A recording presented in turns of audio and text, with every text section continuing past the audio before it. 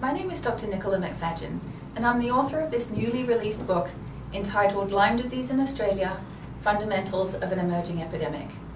I've been working with Lyme disease for several years now in my San Diego, California-based practice.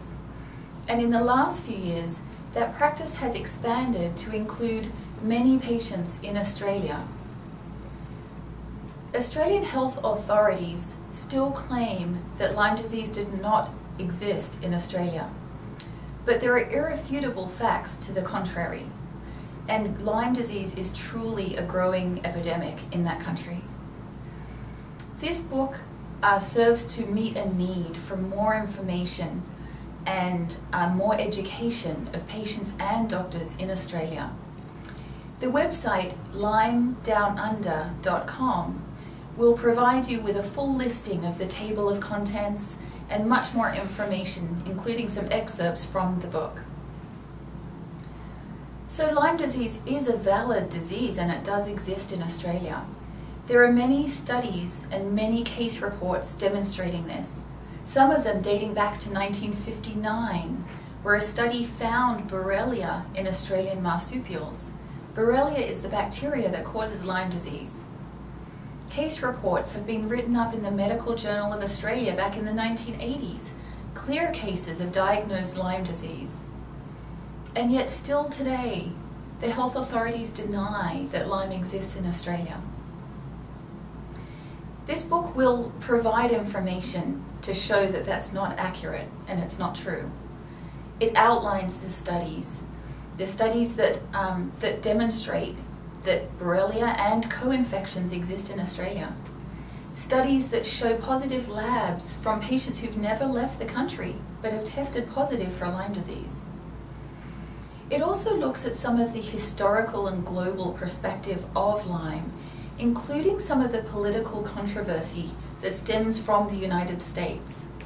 And while those two countries may seem like they're worlds apart, the stance of the Infectious Disease Society of America and their claim that there is no such thing as chronic Lyme disease filters down and does impact other nations, and this stance has impacted the situation in Australia.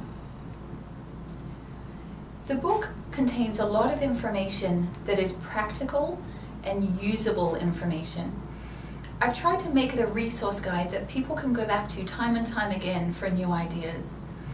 It contains a lot of information about the nuts and bolts of Lyme disease. What are the signs and symptoms? What are the signs and symptoms of co-infections versus an actual Borrelia infection? It talks about the testing options.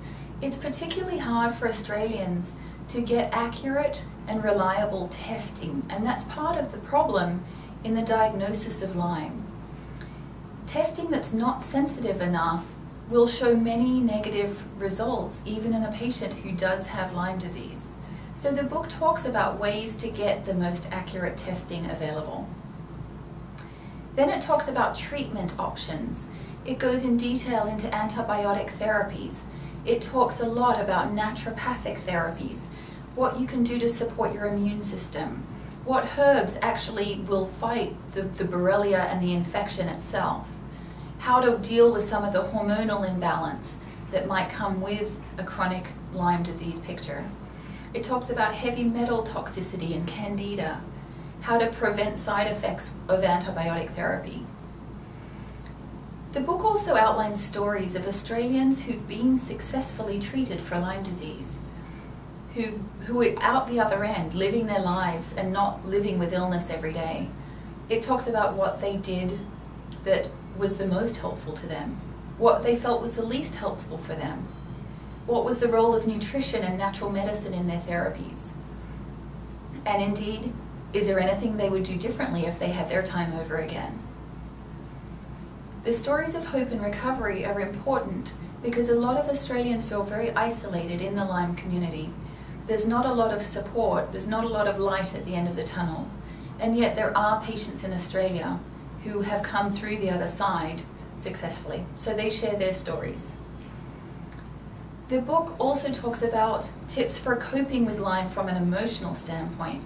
It's a very challenging illness And part of the reason for that is that there's not a lot of information, therefore there's not a lot of support, there's not a lot of understanding, even many times from people who are the closest to the patients. Finally, we talk about tips for educating doctors. My hope is that this book will be disseminated to healthcare practitioners and physicians who want to help their patients but just don't have the training and the education required to do so.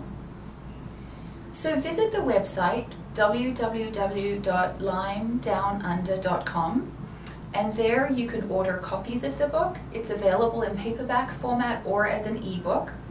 You can order flyers if you're involved with a support group or there's a physician's office that might like to distribute this information to others.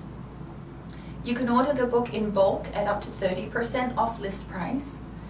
And you can find excerpts and a full table of contents so that you can get a sense of the wealth of information that's contained in the book. My hope is that this book, Lyme Disease in Australia, is a real game changer and starts to get this illness better understood. The patients in Australia need more help, they need support. We need more medical practitioners who are aware of Lyme and have tools such as this so they feel more confident in treating it. The Lyme Disease Association of Australia and the Carl McManus Foundation have done tremendous work in expanding awareness and disseminating information. This book, I hope, will be another resource and another tool that people can use in the Lyme community in Australia.